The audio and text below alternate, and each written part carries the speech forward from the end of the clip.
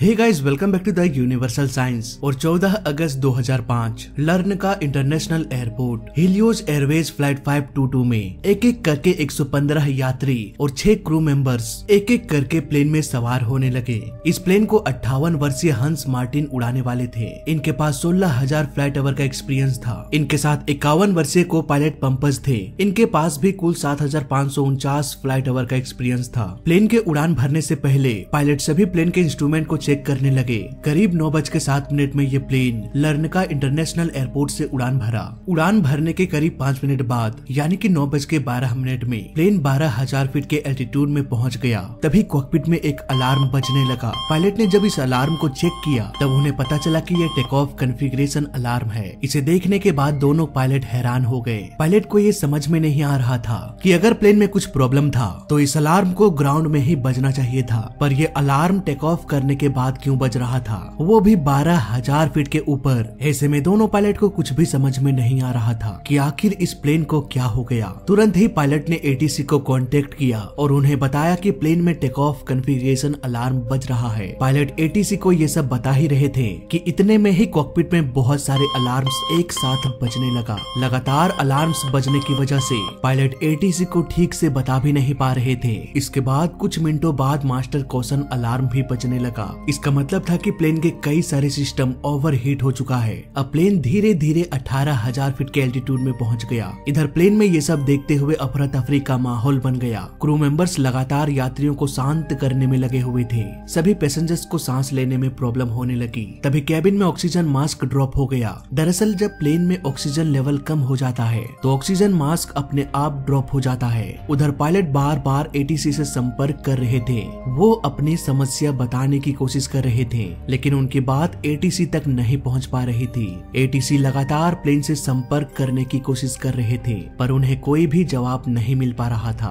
अब इस प्लेन का पता लगाने के लिए बस एक ही रास्ता था, इस प्लेन का पीछा करके इसके पास जाकर देखना कि आखिर उस प्लेन को हुआ क्या। तुरंत ही ग्रीस के एयरफोर्स बेस से सबसे ताकतवर फाइटर प्लेन F-16 को भेजा गया। करीब 30 मिनट बाद 2 फाइटर प्लेन्स हिलियोस एयरवेज के पास पहुंच गया। फर्स्ट ऑफिसर अपने सीट पर बेहोश पड़े हुए थे। किसी भी तरह की कोई भी हलचल दिखाई नहीं दे रही थी। अब फाइटर जेट का पायलट केबिन के पैसेंजर्स को देखने की कोशिश करने लगे। सबसे हैरानी वाली बात ये थी कि किसी भी पैसेंजर ने फाइटर जेट की ओर ध्यान नहीं दिया। चारों तरफ ऑक्सीजन मास्क लटका हुआ था। प्लेन के अंदर सभी लोग खामोश गहरी नींद में चले गए थे। ऐसा लग रहा था मानो सभी की मौत हो गई हो। तभी 11:49 में फाइटर जेट के पायलट ने देखा कि एक शख्स प्लेन के केबिन से होकर कॉकपिट की ओर जा रहा है। कुछ ही देर बाद ये शख्स पायलट के सीट में जाके बैठ गया। कॉकपिट में बैठे इस शख्स को देखकर फाइटर प्लेन का पायलट इशारा करने लगा, पर उसने कुछ भी रिस्पॉन्स नहीं दिया। देख के ऐसा लग रहा था मानो वो शख्स प्लेन को कंट्रोल करने की कोशिश कर रहा हो, पर उन्हें कुछ भी समझ में नहीं आ रहा था। कुछ देर बाद कॉकपिट का भी वो हलचल रुक गया। जो शख्स प्लेन को कंट्रोल करने की कोशिश कर रहा था शायद अब वो भी बेहोश हो गया। फाइटर पायलट उस शख्स को देखकर एक नई उम्मीद तो दिखाई दिया था, पर कॉकपिट में हलचल बंद हो जाने के कारण वो उम्मीद भी टूट गई। करीब 12 बजे प्लेन के लेफ्ट इंजन में आग लग गई।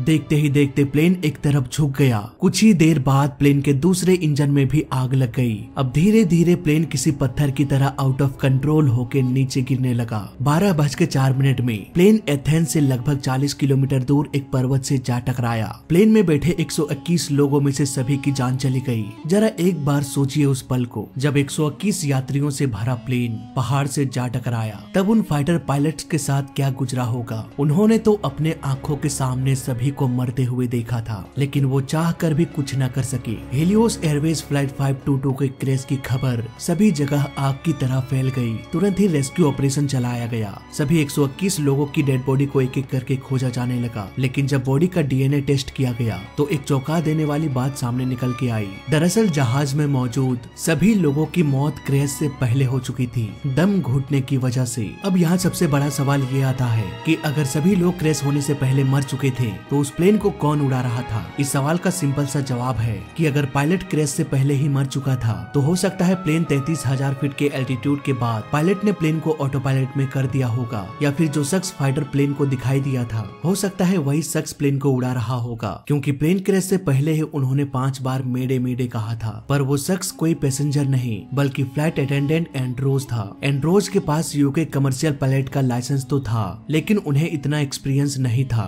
कि बोइंग 737 जैसे प्लेन को कंट्रोल कर सके। इसके बावजूद भी वो इस विमान को घने आबादी से दूर ले जाने में कामयाब हुआ। पर आखिर इस घटना की वजह क्या थी, इसे पता लगाने के लिए इन्वेस्टिगेशन की टीम ने कंट्रोल पैनल को देखा। तब उन्हें इस घटना के बारे में पता चला। दरअसल कंट्रोल पैनल में प्रेशर बटन मेन में था, इसे ऑटो में होना चाहिए था, पर पायलट ने इस प्रेशराइज्ड बटन को ध्यान नहीं दिया, जिसकी वजह से प्लेन जैसे जैसे एल्टीट्यूड गेन करता गया वैसे वैसे प्लेन के अंदर ऑक्सीजन की मात्रा घटती चली गई, जिसके कारण प्लेन के सभी यात्रियों की बेचैनी होने लगी और ठीक समय पर ऑक्सीजन न मिलने की वजह से सभी लोग बेहोश होते चले गए। तो इस तरह से हीलियोस एयरवेज फ्लाइट 522 का अंत हो गया। मैं मिलता हूँ आपसे अगली वीडियो में, तब तक के लिए जय हिंद, वंदे मातरम।